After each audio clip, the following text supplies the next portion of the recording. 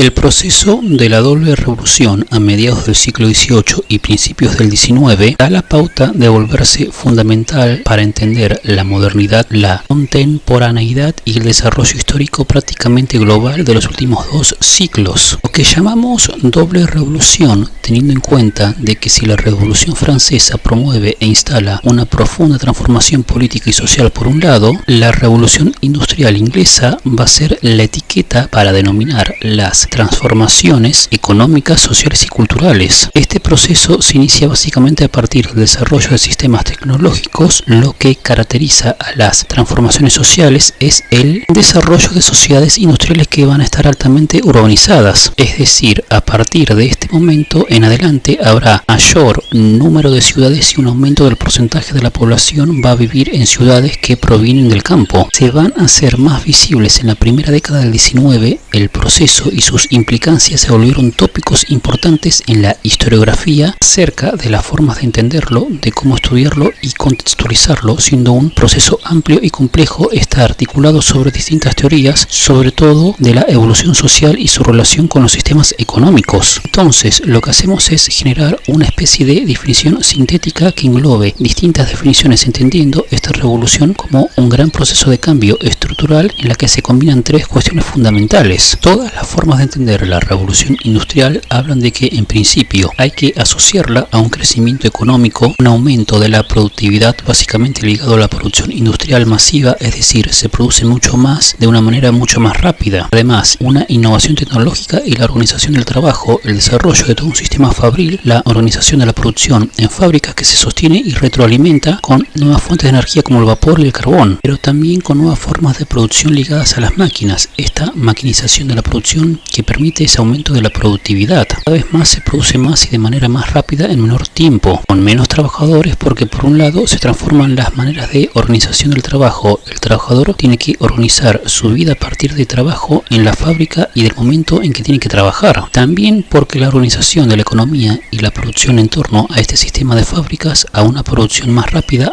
va a generar una enorme fractura y una reformulación de la labor de las formas de organización social. Por un lado, porque la organización en las fábricas va a generar nuevas concepciones de lo que es trabajar, pero también nuevas concepciones de la organización del tiempo y las formas de organizar el ocio. Es decir, cuando se trabaja, cuando no, en dónde, quiénes trabajan, quiénes no. Esto es toda una serie de cuestiones sociales. El proceso de urbanización se complejiza, el que se desarrolla en el medioevo y continúa en el Renacimiento y no para de crecer. En el siglo XIX se va a dar como ejemplo paradigmático la ciudad industrial. También tiene mucho que ver con una enorme complejización de las clases sociales, es decir, una transformación profunda en las formas en las que se distinguen los grupos sociales en el interior de un cuerpo social. En principio, esta nueva organización del trabajo va a generar la existencia de los trabajadores fabriles, es decir, los sectores obreros. Va a generar clases intermedias, clases medias ligadas a trabajos de oficina o administración. Si bien ya existían antes, su número se multiplica y hay nuevas formas de ser clase media. También genera la aparición simbólica de la burguesía, los dueños de las fábricas. La burguesía industrial va a coordinar este proceso económico y luego va a ir creciendo en su poder simbólico, económico y social. Lo que va a suceder es que van a ir complejizándose y polarizándose estos sectores sociales que de por sí entrañan una desigualdad social fuerte. La aplicación de la energía de vapor hizo posible la ubicación de las actividades industriales en la ciudad.